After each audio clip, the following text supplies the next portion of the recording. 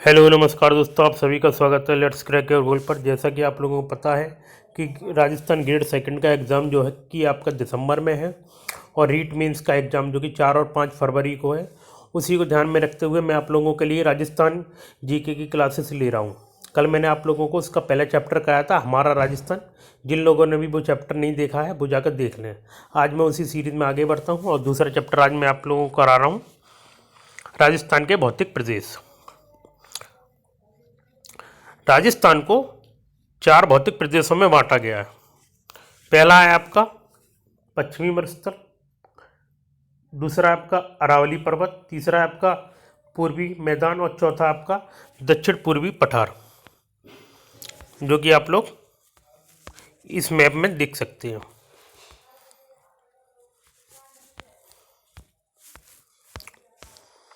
ये रहा आपका, ये जो ग्रीन ग्रीन पार्ट में जो आपको दिख रहा है, ये वाला, ये जो सारा पोर्शन जिसमें जो आपकी जैसलमेर, बीकानेर, जोधपुर, बाड़मेर, चूरू, नागौर, पाली, सीकर, झुंझुनू, हनुमानगढ़ और ये आते हैं, ये आपका पश्चिमी मरुस्थलीय प्रदेश। और जो ये आपकी गली जैसा है, ये आपका अरावली का प्रदेश। इसे देखिएगा। और ये जो ब्लू ब्लू कलर का है, ये आपका पूर्वी मैदान। और जो पिंक कलर में दे रखा है आपका गुलाबी रंग का में, ये आपका दक्षिणी पूर्वी पठार। इस तरीके से इन्हें 4 भागों में बांटा गया है। पहला आपका पश्चिमी मरुस्थल प्रदेश, दूसरा आपका अरावली, तीसरा आपका पूर्वी मैदानी प्रदेश और चौथा है दक्षिणी पूर्वी पठारी मैदान। तो हम चलते हैं पहले पे। पहला आपका पश्चिमी मरुस्थल। पश्चिमी मरुस्थल के अंतर्गत है ना 12 जिले आते हैं। 12 जिले आते हैं आपके। इसकी जो ट्रिक है वो है श्री हनुमान के बाण जैसा नाग जाल जो शेख ने पाली को बेका। तो आपका श्री हनुमान से याद रखिएगा। श्री पहला जो आएगा वो श्री गंगानगर, दूसरा आएगा श्री हनुमान, हनुमान से आपका हनुमानगढ़, के बाण, बाण से याद रखिए बाड़मेर, जैसा का मतलब जैसलमेर, नाग का मतलब नागौर, जाल से मतलब जालौर, जो से मतलब जोधपुर, शेख से मतलब शेखावाटी क्षेत्र जिसमें आपका चूरू, झुंझुनू और सीकर रहते हैं हमेशा। ने पाली, पाली मतलब पाली और बीका का मतलब बीकानेर, जैसा कि आप लोग इस वाले मैप में भी देख सकते हैं। श्री का मतलब श्री गंगानगर, हनुमान हनुमानगढ़, ये आपका शेखावाटी क्षेत्र में आपका चूरू, झुंझुनू और सीकर आते हैं। ये आपका बीकानेर है, ये जैसलमेर है, ये जोधपुर, ये बाड़मेर, जालौर, पाली और नागपुर। इस तरीके से आपका जो पश्चिमी मरुस्थल का विस्तार है वो 12 जिलों में है। इसकी ये आपकी ट्रिक है। श्री हनुमान के बाण जैसे नाग जाल, श्री का मतलब श्री गंगानगर, हनुमान से हनुमानगढ़, बाड़मेर जैसा का मतलब जैसलमेर, नाग से नागौर, जाल से जालौर, जो से आपका हो गया जोधपुर, शेखावाटी क्षेत्र में आपको पता है चूरू, सीकर और झुंझुनू, पाली और बीकानेर।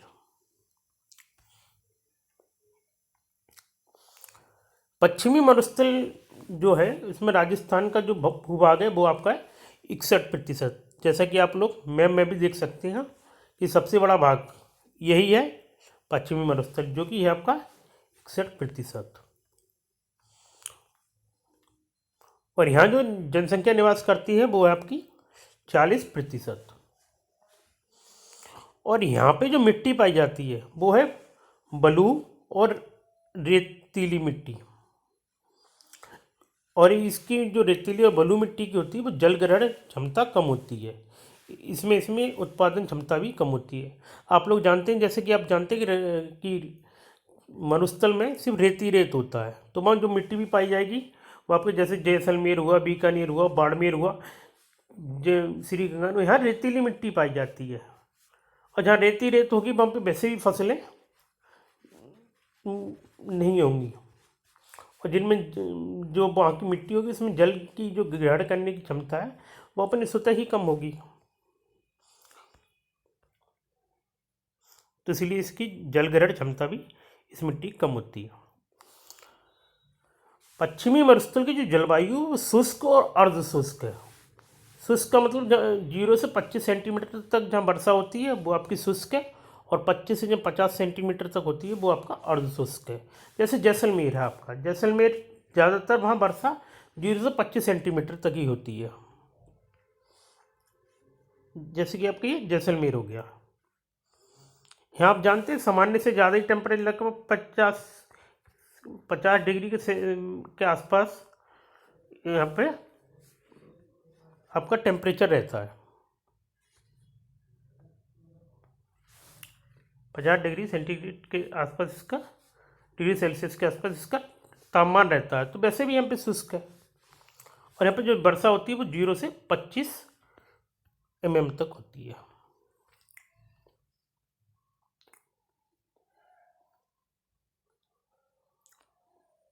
अब इसके बाद है आपका पश्चिमी मरुस्थल का जो ढाल होता है वो आपका तो उत्तर पूरब से दक्षिण पश्चिम की ओर,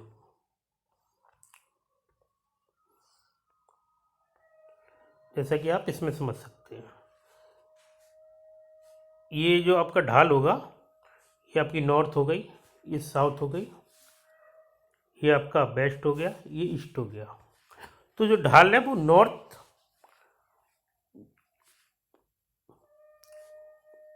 उत्तर पूरब से, जो आपका उत्तर पूरब होगा,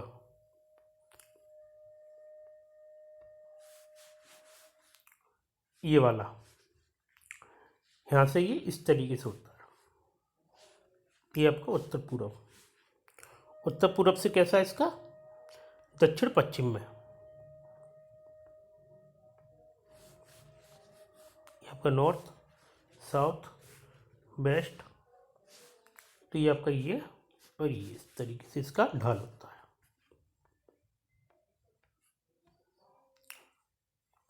रेत के टीले जो हवा के साथ अपना स्थान बदल लेते हैं उन्हें बालू का स्तूप या धोरे कहती है। ये बात आपसे याद रखिएगा, इंपॉर्टेंट है, ये पूछी जा सकती है। पश्चिमी मरुस्थल की जो उत्पत्ति हुई है वो हुई 33 सागर से, और इसका जो निर्माण हुआ है वो आपको प्लेस्टोसीन काल में। अब ये आप लोग पूछेंगे 33 सागर क्या होता है, तो मैं आप लोगों को बता देता हूँ कि जब शुरुआत में जो पृथ्वी थी उसका ये जो जली भाग था, ये जो ग्रीन ग्रीन पार्ट में दिख रहा है ये आपका जली भाग था, और बीच में जो था वो ठोस भाग था। ठोस भाग को पेंजिया कहते थे, और जो जली भाग है उसे पैंथालासा कहते थे। पेंजिया में आंतरिक बलों के कारण विघटन हुआ तो ये दो भागों में टूट गया। एक था आपका अंगारा लैंड और दूसरा था गोंडवाना लैंड। जब इनमें बारिश हुई अंगारा लैंड में और गोंडवाना लैंड में, तो पानी जो है वो बीच वाली जगह पे आ गया, और जब यहाँ पानी आ गया तो यहाँ पर एक सागर का निर्माण हुआ जिसे हम कहते हैं 33 सागर।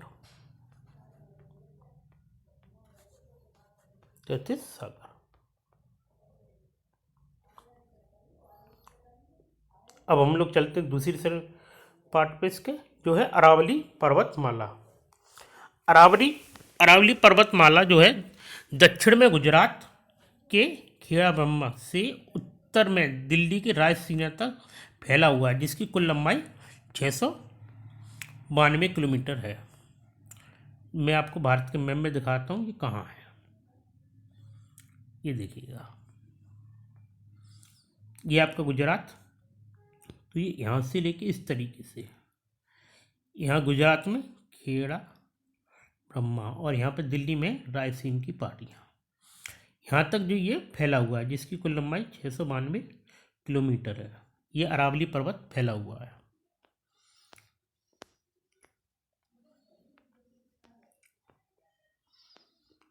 ये आप राजस्थान में देख सकते हैं कि इसकी जो एंट्रिंग पॉइंट है वो आपका सिरोही है। सिरोही में ये एंटर करता है इस तरीके से।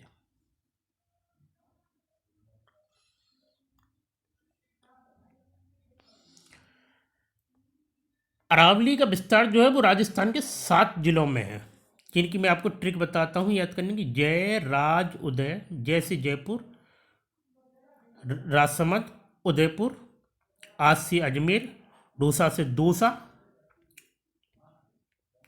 खाना, अली का मतलब अलवर और सिरोही। इसका ये जो है ये 7 जिलों में है, जैसा कि आप लोग इसमें देख सकते हैं। जय, राज, उदय आज डोसा खाने अली के साथ सिरोही गए। तो जय से याद रखिएगा जयपुर, राज से याद रखिएगा राजसमंद, उदय से याद रखिएगा उदयपुर, आज से याद रखिएगा अजमेर, डोसा से याद रखिएगा दौसा, अली से अलवर और सिरोही। ये जो आपका अरावली का जो विस्तार है वो इन 7 जिलों में है। आप यहाँ पे भी देख सकते हैं सिरोही, उदयपुर, राजसमंद, अजमेर, अलवर, हल्का सा जयपुर है। ये आपका यहाँ पे ये इसका विस्तार है और थोड़ा सा डोसा में। ये आपके 7 जिले हो गए।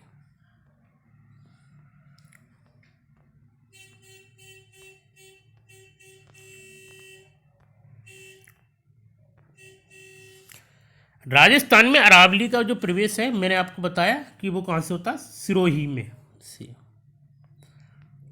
आप यहाँ पर भी देख सकते हैं कि ये सिरोही है, ये रहा। यहाँ से इसकी एंटरिंग होती है, एंटर ये यहीं से होता है।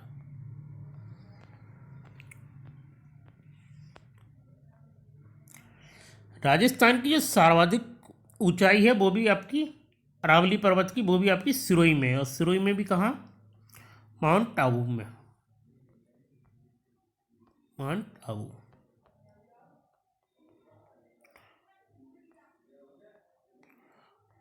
दूसरा है आपका राजस्थान में अरावली का सर्वाधिक संकीर्ण जो होता है, मतलब कि कॉन्ट्रैक्शन, मतलब पतली टाइप की एकदम इस तरीके से, वो है आपकी अजमेर में। ये आपको दिख रहा होगा अजमेर, ये रहा। यहाँ पर जो है वो संकीर्ण है।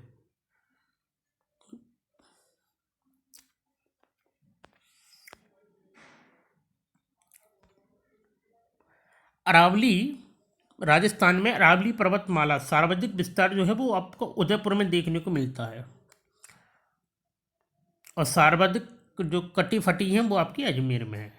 ये जो मैं आपको विस्तार दिखाता हूँ उदयपुर में, कि सबसे ज़्यादा जो फैली हुई हैं वो आपकी उदयपुर में है। ये देखिएगा, ये आप लोग देख सकते हैं कि कितना फैलाव है इन पहाड़ियों का, यहाँ से लेके यहाँ तक।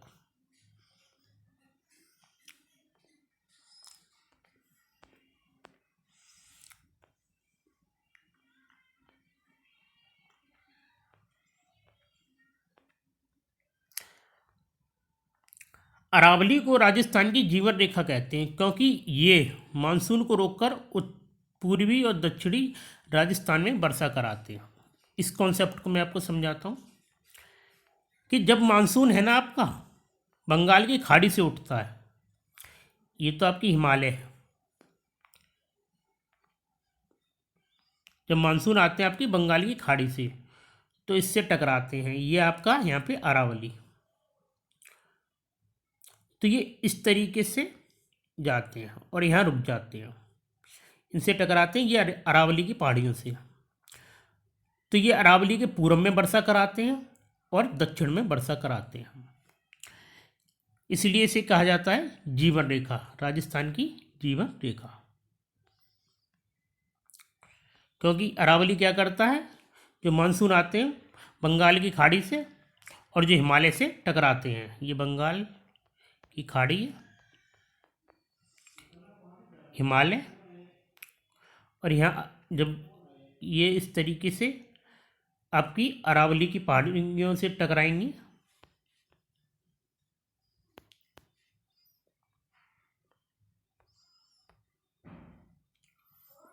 तो ये क्या करती हैं, राजस्थान में वर्षा करती हैं। कहाँ, कौन से क्षेत्रों में, पूर्वी और दक्षिणी क्षेत्रों में। अरावली पर्वतमाला की जो सबसे ऊंची चोटी है उसका नाम है गुरु शिखर, और जिसकी कुल लंबाई है 1722 मीटर। और जो ये है वो है आपकी सिरोही जिले के माउंट आबू में स्थित है। ये जो है इसकी सबसे ऊंची चोटी है। अरावली पर्वतमाला की जो उत्पत्ति हुई है वो गोंडवाना से हुई है। मैंने आपको अभी बताया था 33 सागर के बारे में, उसी में आपको गोंडवाना, ये रहा आपका गोंडवाना। अरावली की जो उत्पत्ति हुई है वो गोंडवाना से हुई है, अरावली। और 33 सागर से हुई है पश्चिमी मरुस्थल की, मरुस्थल की। ये आप लोग याद रखिएगा।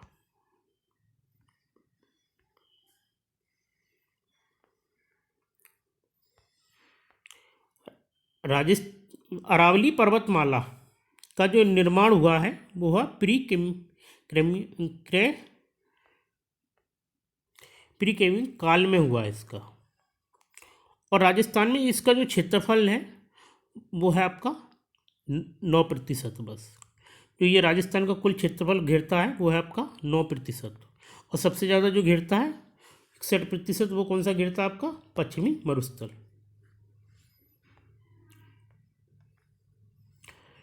यहाँ पर जो राजस्थान में जो जनसंख्या निवास करती है उसका वो करती है 10%।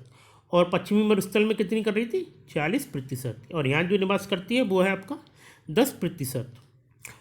और जो पर्वत पे जो मिट्टी पाई जाएगी वो कैसी होगी, पर्वतीय मिट्टी, इसलिए यहाँ पे, या फिर इसे लाल लेटराइट मिट्टी के पाई जाती है यहाँ पर, ये कहा जाता है।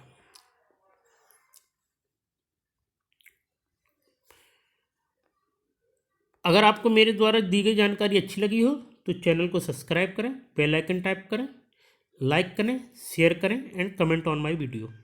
Thank you for watching. Thank you.